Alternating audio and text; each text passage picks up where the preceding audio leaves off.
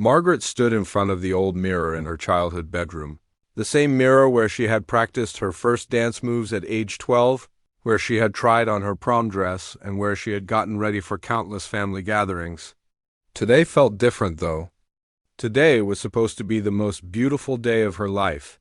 The ivory lace dress hung perfectly on her tall frame, cascading down to the floor in elegant waves.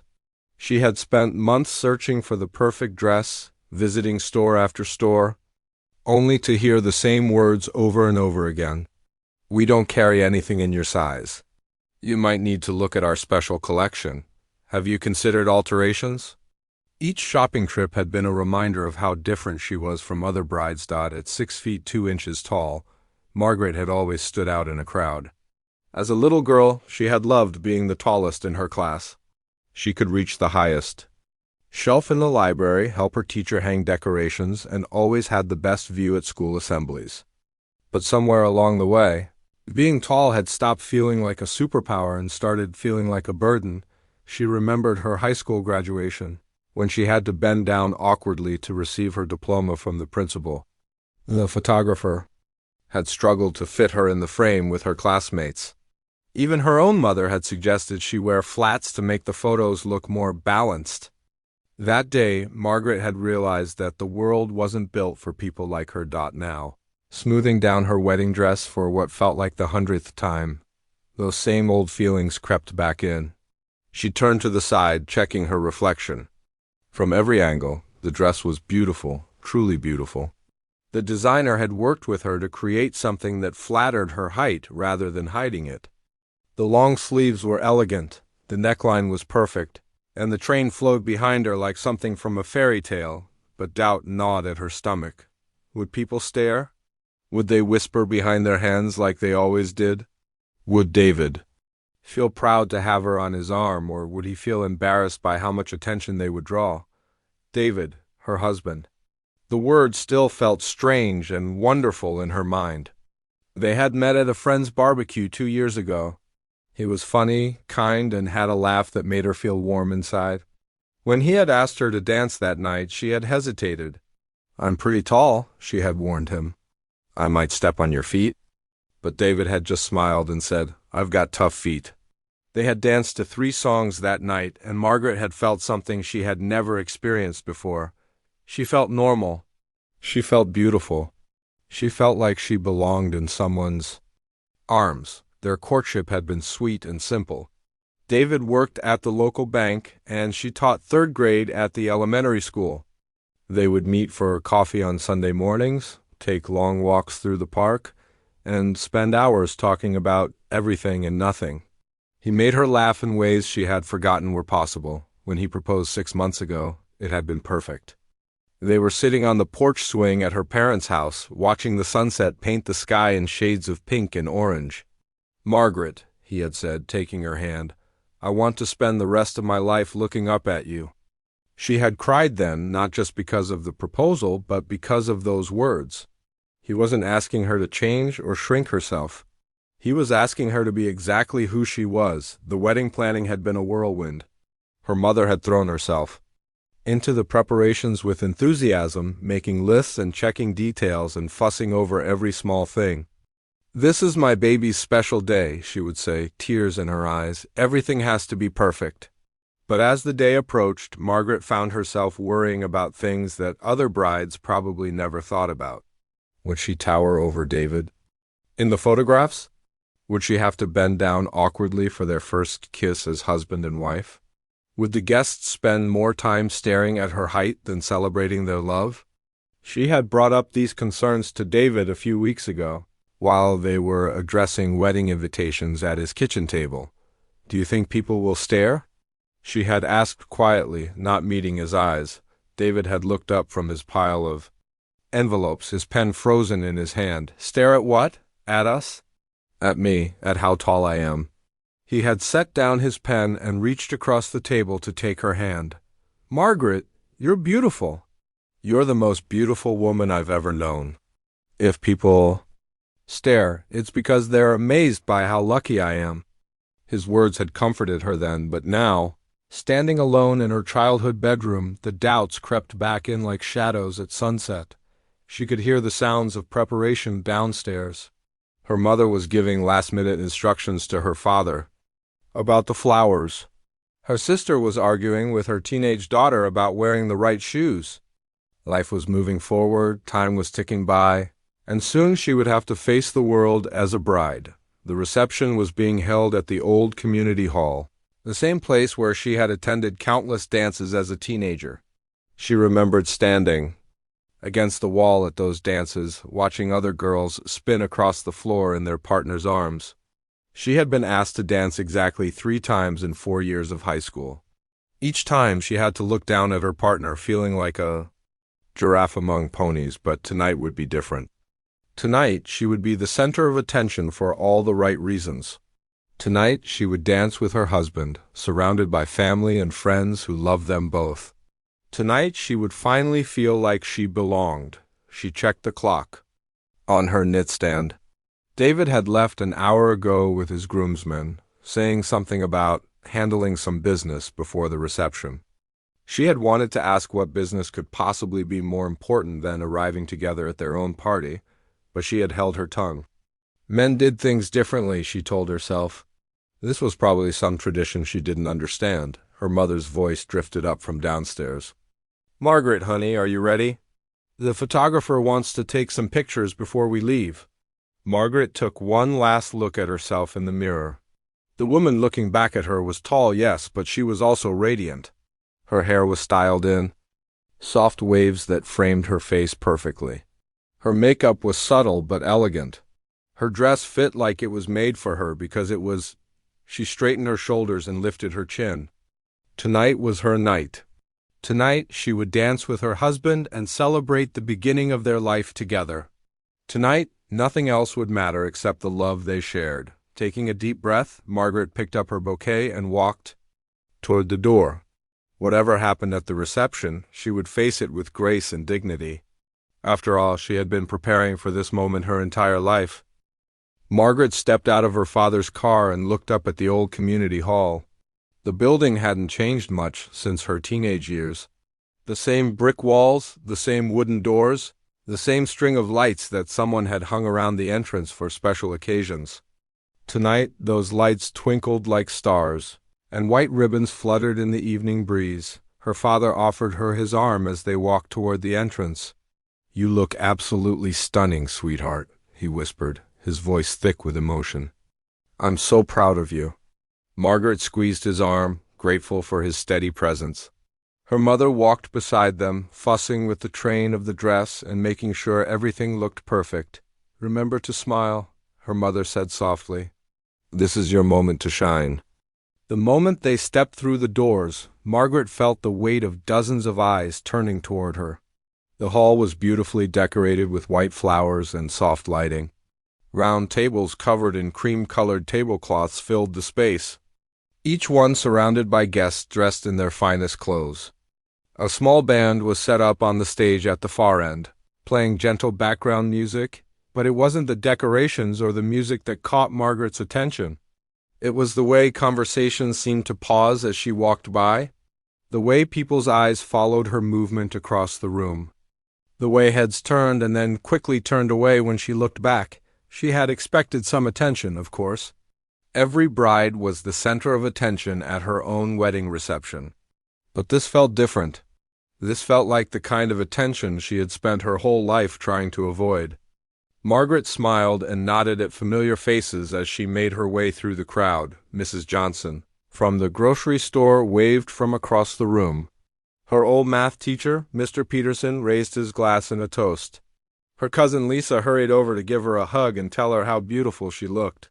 But even as people congratulated her and complimented her dress, Margaret couldn't shake the feeling that something was off. There was a strange energy in the room, an undercurrent of whispered conversations and sideways glances that made her stomach tighten with anxiety. She looked around for David, eager to find the comfort of his familiar smile, but he was nowhere to be seen.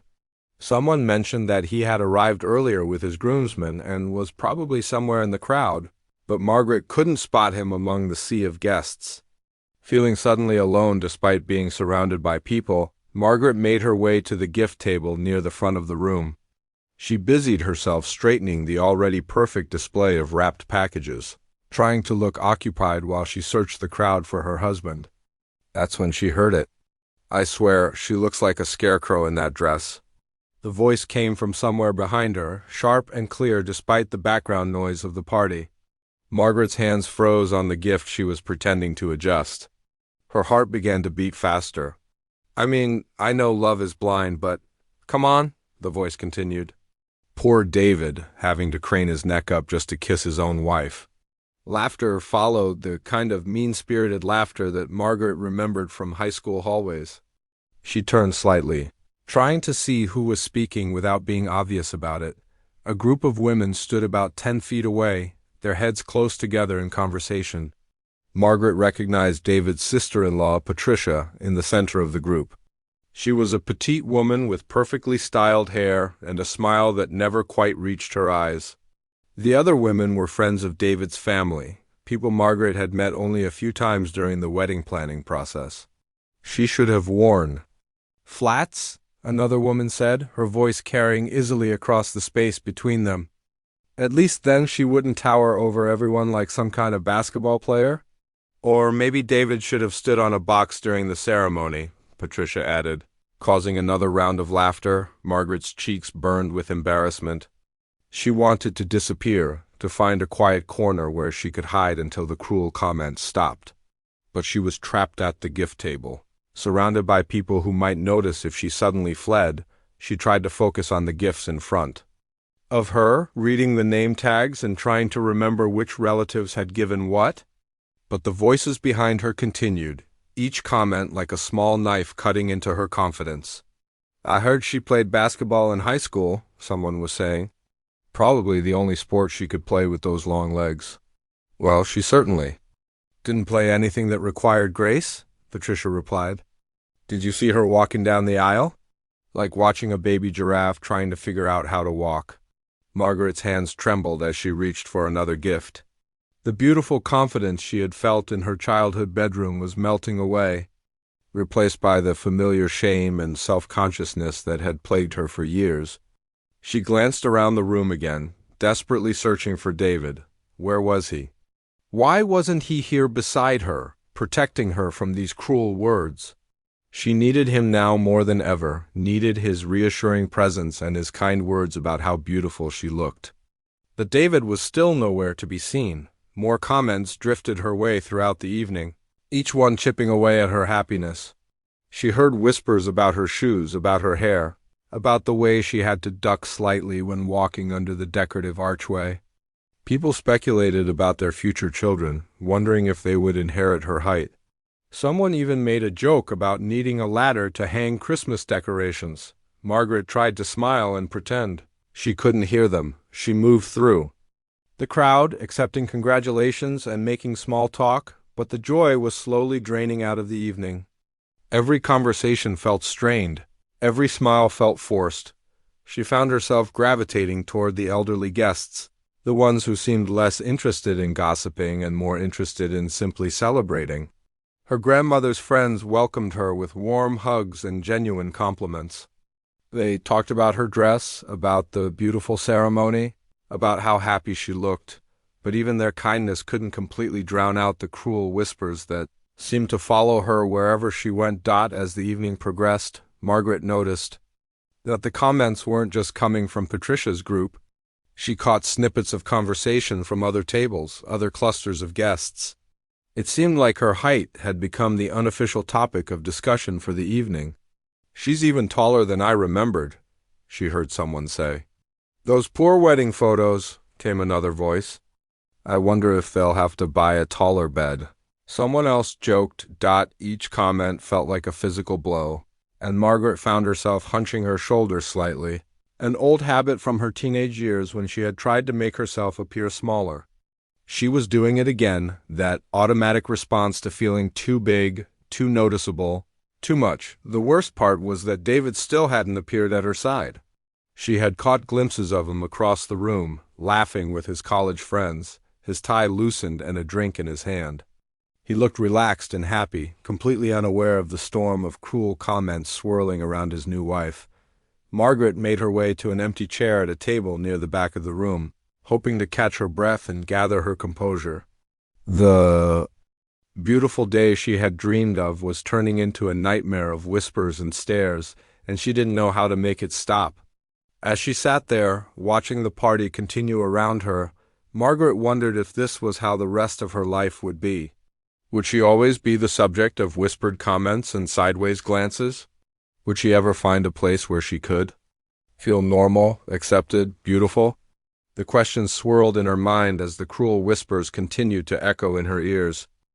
As the evening wore on, the band announced that it was time for dancing.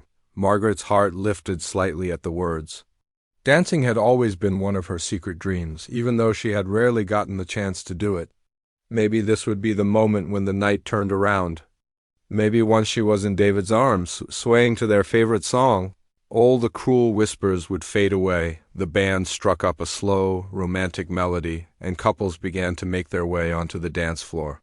Margaret watched as her aunt and uncle joined hands and moved gracefully across the wooden floor. Her cousin and his wife followed, laughing softly as they spun together. Even her elderly neighbors, married for 50 years, shuffled onto the floor with sweet smiles on their faces. The sight was beautiful, and for a moment Margaret forgot about the harsh comments and the stares. This was what she had dreamed of. When she was a little girl, watching romantic movies and imagining her own wedding day. She would dance with her husband, surrounded by family and friends. Feeling like the luckiest woman in the world, she scanned the crowd. Looking for David, it was time for their first dance as husband and wife. She had been waiting for this moment all evening, and now it was finally here. But as she searched the room, she noticed something that made her stomach drop. David was dancing, but he wasn't looking for her. He was already on the dance floor, spinning his mother around as she beamed with joy. His father was clapping along from the sidelines, and his sisters were taking pictures. Margaret stood frozen, watching her husband dance with his mother to what was supposed to be their first dance song. She had chosen this song months ago, playing it for David on her old CD player in her apartment. "This is the one," she had said. "This is our song." He had smiled and agreed, pulling her close and humming along, but now he was dancing to their song with someone else. The dance ended, and Margaret expected David to come find her. Instead, she watched as he moved on to dance with his sister Catherine, then his sister-in-law, then his elderly aunt from out of state. Each dance felt like a small betrayal. Each smile he gave to another woman felt like something that should have been hers. She tried to catch his eye across the room, raising her hand in a small wave. But David was deep in conversation with his dance partner, laughing at something she had said. He didn't see Margaret standing alone by the wall, still waiting for her turn. The minutes ticked by, and Margaret felt herself becoming invisible.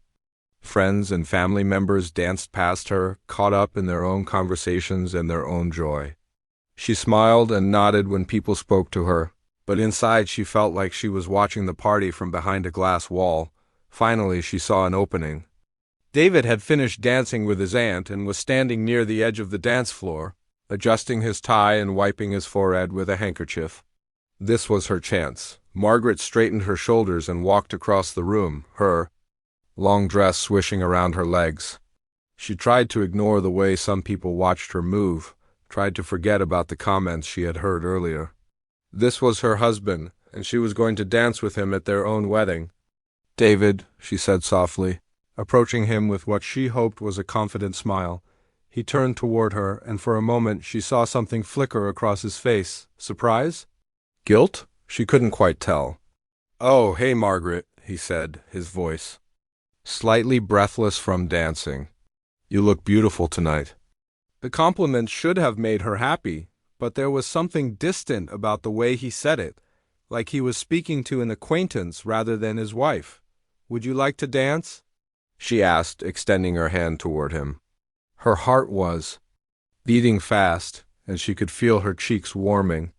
"I've been waiting all evening." David glanced around nervously, and Margaret followed his gaze. His college friends were standing nearby, drinks in their hands, watching the interaction with interest. She recognized them from the bachelor party stories David had told her, and from the few times she had met them during their engagement. "Maybe later, Margaret," David said, his voice quiet but firm. "I'm just catching up with the guys right now. You know how it is?" The words hit her like a physical blow. She stood there for a moment, her hands still extended, trying to process what had just happened. Her husband, on their wedding night, had just turned down her request to dance so he could talk to his friends. "Oh," she said, her voice barely above a whisper. "Of course. I understand," but she didn't understand. Not at all. David's friends had turned back to their conversation, and David was already moving toward them, his attention shifting away from her as if she had never been there at all. Margaret stood alone on the edge of the dance floor, her hand slowly falling to her side. She felt tears prick at the corners of her eyes, but she blinked them back. She would not cry at her own wedding reception. She would not give the whispering guests another reason to talk about her. Instead, she turned and walked away, her head held high, despite the hurt that was spreading through her chest like spilled ink on white paper. Margaret found an empty table near the back of the room, partially hidden by the large floral arrangements her mother had insisted on. She sat down carefully, arranging her dress around her, and watched as the dancing continued without her. She observed David with his friends, laughing and gesturing with his hands as he told some story. His bow tie was completely undone now, hanging loose around his neck. His hair was messed up from all the dancing he had done with everyone except his wife. He looked happy and relaxed, like he didn't have a care in the world. Meanwhile, Margaret sat alone at the back table, feeling like a stranger at her own party. The irony wasn't lost on her.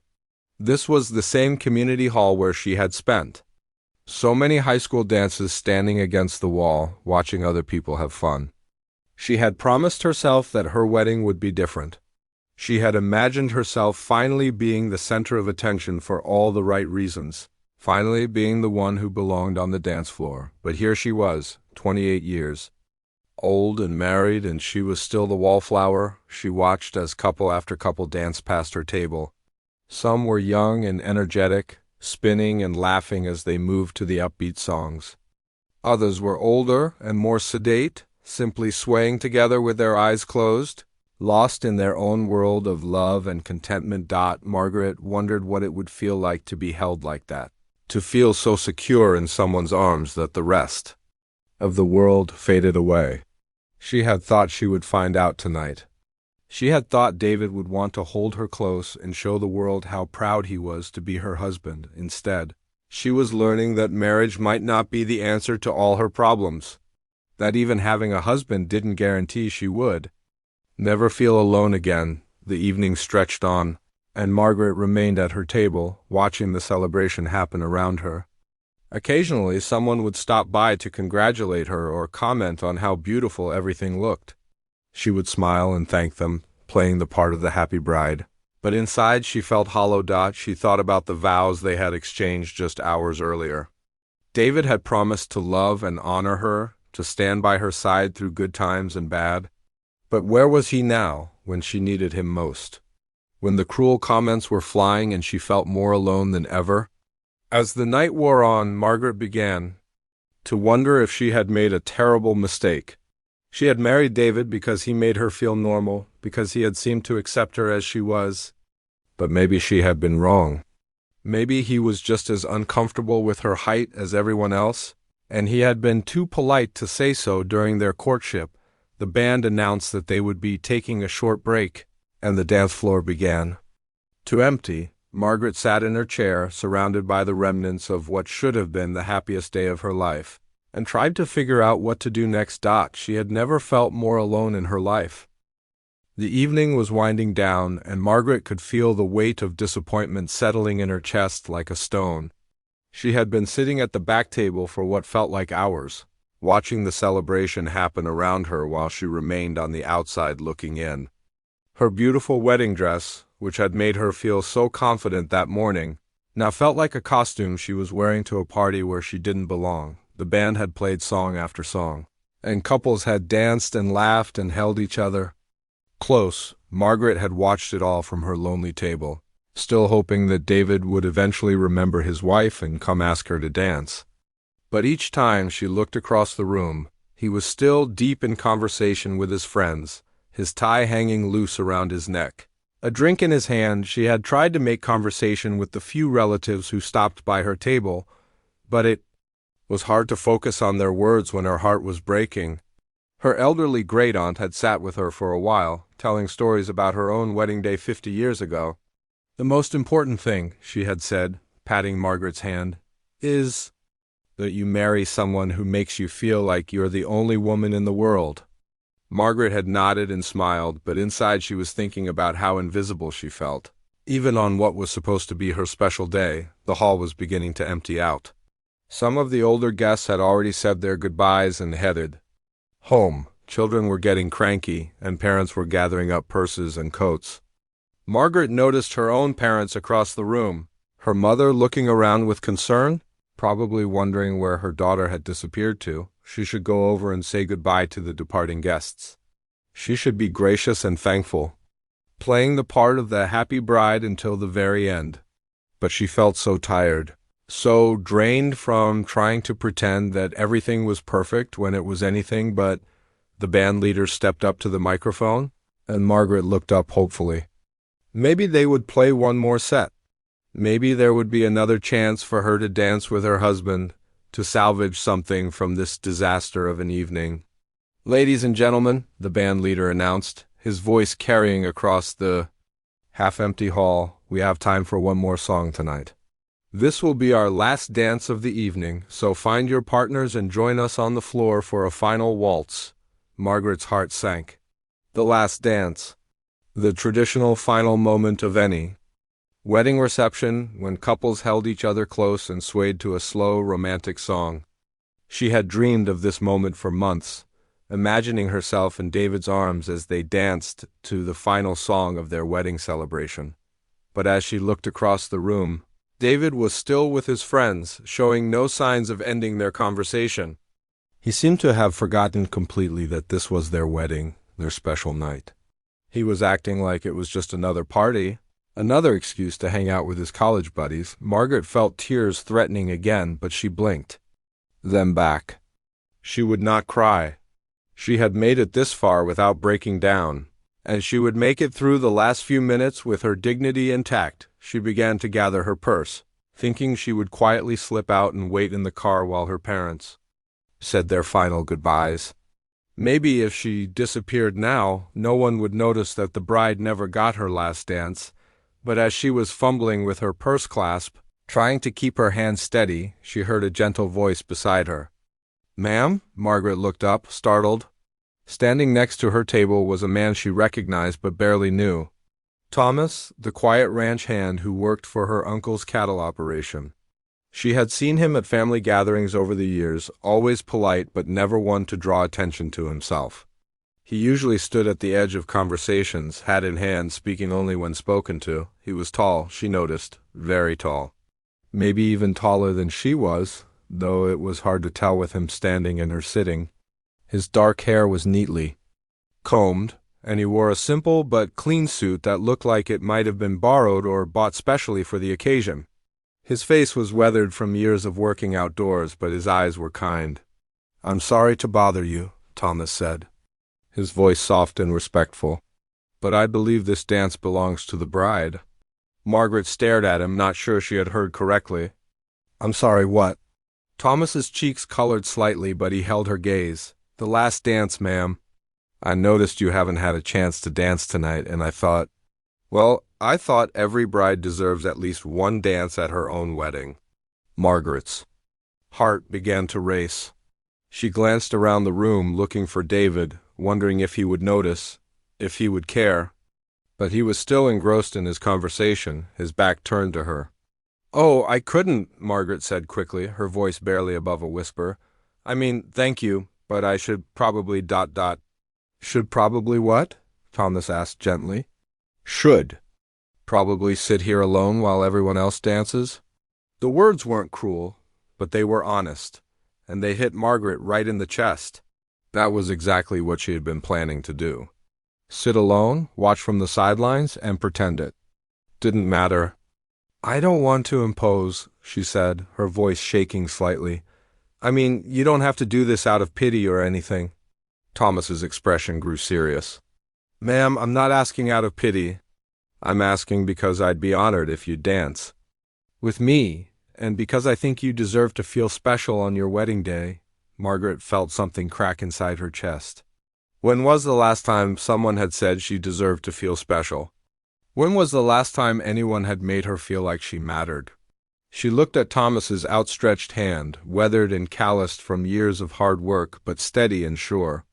Then she looked across the room at David, who was still laughing with his friends, completely oblivious to the fact that his wife was about to dance with another man. I'm very tall, she said quietly. The same warning she had given David at that first barbecue 2 years ago. Thomas smiled, a genuine smile that reached his eyes. I noticed. I'm pretty tall myself. I think we might just fit. Margaret hesitated for another moment, then slowly reached out and took his hand. His fingers were warm and strong, and when he helped her to her feet, she realized he was right. He was tall enough that she didn't have to look down. For the first time in her life, she was eye to eye with a dance partner. I should warn you, she said as they walked toward the dance floor. I'm not a very good dancer. I haven't had much practice. Neither have I, Thomas admitted, but I figure we can learn together. The band began to play, a slow, sweet waltz that Margaret didn't recognize. It wasn't the song she had chosen for her first dance with David, but somehow it felt perfect. Thomas placed one hand gently on her waist and took her other hand in his. And they began to move. Margaret had expected to feel awkward, self-conscious about her height and her lack of dancing experience. But instead, she felt something she had never experienced before. She felt graceful. Thomas led her smoothly across the floor, his movements confident but not pushy. When she stumbled slightly, he adjusted his steps to match hers without making her feel clumsy. For the first time all evening, Margaret felt like she belonged. Not because she was trying to shrink herself to fit in, but because someone was meeting her exactly where she was. You're a natural, Thomas said softly as they swayed together. I don't think that's true, Margaret replied, but she was smiling. It is true, Thomas insisted. You just needed the right partner. As they danced, Margaret became aware that other people were watching them. But for once, she didn't care. Let them stare. Let them whisper. She was finally dancing at her own wedding, and it felt like the most natural thing in the world that she caught sight of David across the room. And for the first time all evening, he was looking at her. His expression was unreadable, but there was something in his eyes that might have been regret, but Margaret didn't dwell on it. She was too busy discovering what it felt like to be treated with kindness, to be valued, to be seen as worthy of respect and attention. It was a feeling she had been waiting for her whole life. As Margaret and Thomas moved across the dance floor, she felt something magical happening. For the first time in her life, she wasn't thinking about her height or worried about how she looked. She wasn't trying to make herself smaller or wondering if people were staring. She was simply dancing, moving to the music with someone who made her feel like she belonged exactly where she was. Thomas was a surprisingly good dancer for someone who claimed he didn't have much practice. He guided her smoothly across the floor, his hand warm and steady at her waist. When she took a wrong step, he didn't make her feel clumsy. Instead, he adjusted his own movements to match hers, making it seem like they had planned it that way. You know, Thomas said quietly as they swayed together, my grandmother used to tell me something when I was a boy. What's that? Margaret asked, genuinely curious. His voice had a calming quality that made her want to listen. She said that tall women were blessed with the ability to see further than most folks. Said it was a gift from God, not something to be ashamed of. Margaret felt her throat tighten with emotion. Your grandmother sounds like a wise woman. She was, Thomas nodded. She used to say that some people spend their whole lives looking down at the ground, worried about what's right in front of them. But tall people, she said, they can see the horizon. They can see what's coming, where they're going. As they continued to dance, Margaret thought about those words. All her life, she had been told in one way or another that her height was a problem to be solved, a challenge to overcome. Teachers had asked her to sit in the back so she wouldn't block other students.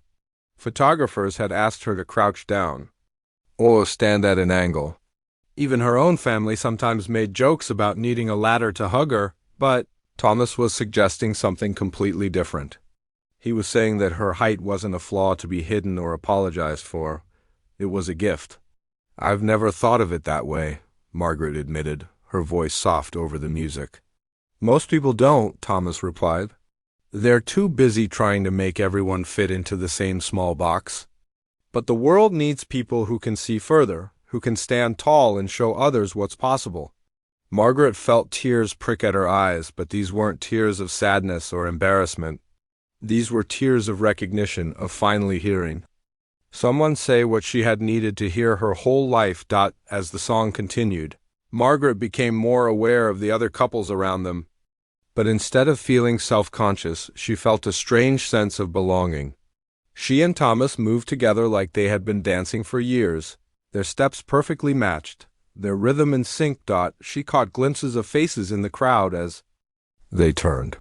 Some people were indeed watching them, but the expressions she saw weren't mocking or cruel. They were curious, maybe even admiring. An elderly couple at one of the tables was smiling at them. Her cousin Lisa gave her a thumbs up. When they danced past, for the first time all evening, Margaret stood up straight. She lifted her chin and squared her shoulders, feeling her spine lengthen. She was tall, yes, but she was also graceful. She was elegant, she was beautiful. "That's better," Thomas said, noticing the change in her posture. "Now you're dancing." "Like you mean it." Margaret laughed, a genuine laugh that bubbled up from somewhere deep inside her. "I think I am." "Good," Thomas said, spinning her gently. "Because you deserve to take up space in this world. You deserve to be seen and celebrated, not hidden away." As they came back together after the spin, Margaret caught sight of David across the room. He had finally extracted himself from his conversation with his friends and was watching them dance. His expression was hard to read, but there was something in his eyes that looked like surprise, maybe even regret. For a moment, Margaret felt a flicker of the old anxiety. What would David think? Would he be angry that she was dancing with another man? Would he be embarrassed by the attention they were drawing? But then she looked back at Thomas, at his kind eyes and encouraging smile, and she realized something important. She didn't care what David thought, not right now. Right now, she was exactly where she belonged, with someone who saw her as a gift rather than a burden. "Thank you," Margaret said softly as they continued to sway together. "For asking me to dance, for making me feel ... Feel what?" Thomas prompted gently. "Beautiful," Margaret finished. "You made me feel beautiful." Thomas's expression grew serious. "You are beautiful, Margaret. Anyone who can't see that is blind." The song was beginning to wind down, and Margaret felt a pang of sadness that this moment would soon end. But she also felt something else, something she had never experienced before. She felt proud. Proud of how she looked, proud of how she moved, proud of who she was. As the final notes played, Thomas spun her one last time, and Margaret felt her dress flow around her like water. She felt graceful and elegant and worthy of admiration. When they came back together for the final few bars, she was smiling so broadly her cheeks hurt. "Thank you," she said again as the music faded. "That was the most beautiful dance of my life." "Mine too," Thomas replied, and she could tell he meant it. As the band began to pack up their instruments and the remaining guests started to gather their belongings, Margaret and Thomas stood at the edge of the dance floor, neither quite ready to break the spell of the moment. "I should probably go find my parents," Margaret said, though she didn't move. "Probably," Thomas agreed, also making no move to leave. They stood there for another moment, and Margaret felt something shift inside her. She wasn't the same woman who had arrived at the reception hours earlier, full of hope but also full of fear. She wasn't the same woman who had spent the evening hiding in the back corner, trying to make herself invisible. She was someone new. Someone who had been reminded of her own worth by the kindness of a stranger. Someone who had remembered what it felt like to be celebrated rather than tolerated. "Thomas," she said, her voice stronger than it had been all evening. "Yes, ma'am. Thank you for seeing me, really seeing me." Thomas tipped his head slightly, a gesture that was somehow both humble and respectful. "Thank you for letting me." As Margaret finally made her way across the room to find her parents, she walked differently than she had all evening. Her steps were longer, more confident. Her shoulders were back, her chin up. She moved like someone who knew she deserved to. "Take up space in the world." She passed David on her way, and he reached out to touch her arm. "Margaret, not now, David," she said quietly but firmly. "We'll talk later." There was something in her tone that made him step back, something that suggested she was no longer the same woman he had married that morning. She was stronger now, more sure of herself. As Margaret walked toward her parents, she thought about what Thomas had said about seeing the horizon. For the first time in her life, she felt like she could see clearly. She could see that she deserved better than cruel whispers and dismissive treatment. She could see that there were people in the world who would value her, exactly as she was. She could see that being tall wasn't a curse to be hidden, but a gift to be celebrated. The night hadn't ended the way she had dreamed, but it had given her something more valuable than any perfect wedding could have. It had given her the knowledge that she was worthy of respect, worthy of kindness, worthy of being seen as beautiful, and sometimes the knowledge was worth more than 100 perfect dances with the wrong person. As she hugged her parents goodbye and prepared to leave her wedding reception, Margaret stood a little taller, smiled a little brighter, and walked into her future with newfound confidence. She had learned who she was, and she was magnificent.